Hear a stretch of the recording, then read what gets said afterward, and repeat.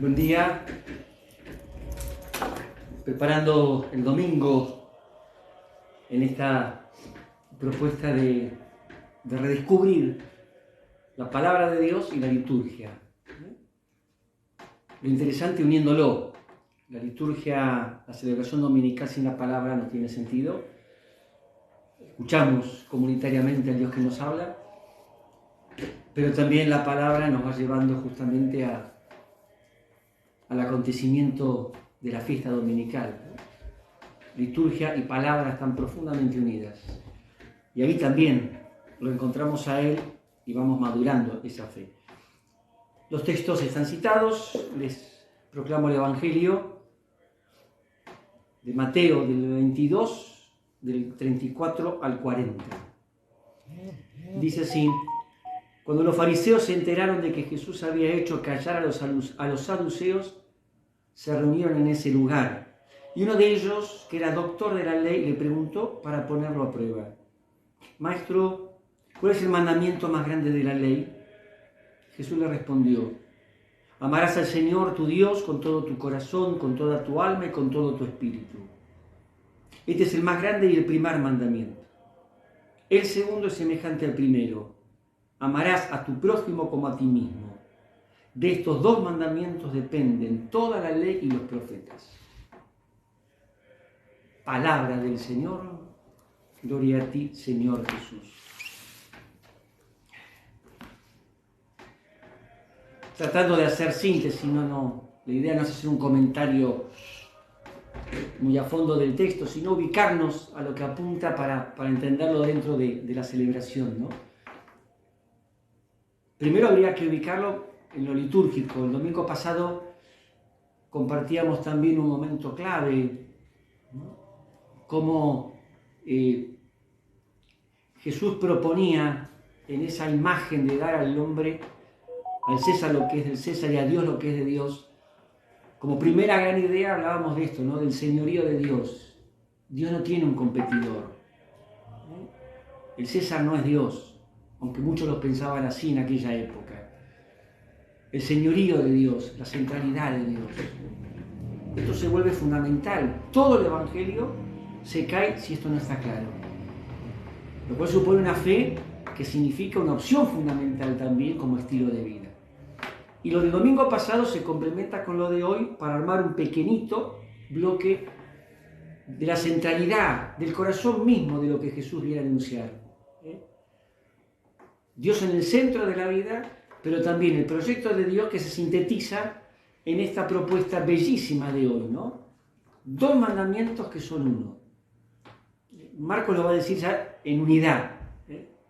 Este es un nuevo mandamiento prácticamente. ¿Y qué hace Mateo? Más allá de un contexto de conflicto, como viene haciendo, un fariseo doctor de la ley, un perito, un conocedor, que hace una pregunta que era común a la época. Todos los que de alguna manera se consideraban rabinos o maestros tenían que buscar una síntesis que fuera el núcleo de su mensaje. La originalidad de Jesús podríamos decir que es doble. No inventa algo, sino que toma, de hecho son dos citas del Antiguo Testamento, Deuteronomio por un lado y Números por otro. La palabra es la fuente, pero además ¿qué hace? Lo fusiona y crea algo nuevo. Entonces, amar a Dios sobre todas las cosas y al prójimo como uno mismo dejan de ser dos textos separados, dos mandamientos, por llamarlo así, separados, sino que hay una unidad. De tal modo que la expresión más profunda del amor a Dios es el amor al prójimo, pero al mismo tiempo no se puede amar al prójimo si no le comunicamos lo transformante de Dios, de la vida de Dios en nosotros. Esto es lo maravilloso que logra el evangelista, ¿no? Poniendo en boca de Jesús. Es como un mandamiento nuevo. Es como la síntesis perfecta que Jesús encuentra. Y esto es lo que propone. Pero además, qué interesante el final, De estos dos mandamientos dependen toda la ley y los profetas. Esta expresión, ley y profetas, está en el Sermón de la Montaña en dos momentos, abriendo y cerrando como un bloque en donde el autor desentraña en qué consiste el reinado de Dios. Le llaman el cuerpo del Sermón de la Montaña. Y entonces esa propuesta, que es llevar a plenitud la ley, Jesús que viene y dice, no vengo a abolir, vengo a dar cumplimiento, vengo a darle plenitud, vengo a llevar a su máxima expresión. Jesús es la palabra definitiva. Y Él nos va mostrando justamente en qué consiste ese reinado de Dios, ese proyecto, ese modo de ser y de hacer nuevos. Por eso Mateo muy sutilmente coloca esa fórmula de nuevo acá. Que además, si descubrimos o retomamos que la oración que enseña Jesús, que es un texto bíblico, que está en el capítulo 6 del mismo Evangelio, dentro del cuerpo del Sermón de la Montaña, Padre nuestro, filiación, fraternidad, acá vuelve a expresarse.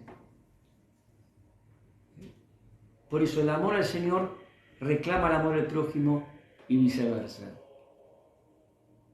Y de este modo, los dos aspectos de una única realidad se vuelven el corazón mismo del Evangelio. Después tenemos que ver cómo se desentraña esto. Eso ya es parte del trabajo de cada uno y de cada comunidad. La liturgia nos regala un texto del Éxodo donde justamente en el contexto de la ley se pide la responsabilidad con el prójimo y especialmente con los que más necesitan. En aquel momento lo más precario, y esto siguió hasta la época de Jesús, el tema de la viuda, el huérfano y el extranjero o el migrante. La calidad de fe de aquel pueblo se medía por la capacidad y la calidad de atención a estas realidades de contingencia, de precariedad humana. El mensaje de Jesús transforma y crea lo nuevo. Por eso el reinado de Dios es filiación y fraternidad, es ser hijos y hermanos, desde el modelo y desde el estilo de Jesús. El hijo con mayúscula y el hermano con mayúscula.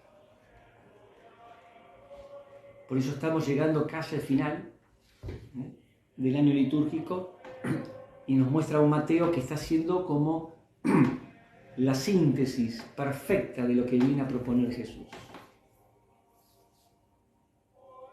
¿Quién es realmente Dios para nosotros? Y si está en el lugar que marca todo, que impregna todo, que inspira todo, y si esa opción real por Jesucristo se manifiesta en un amor compartido, ¿no? Hacia el Dios familia y hacia el otro. Esta es la esencia. Esto es lo auténticamente cristiano. Bueno, amigos.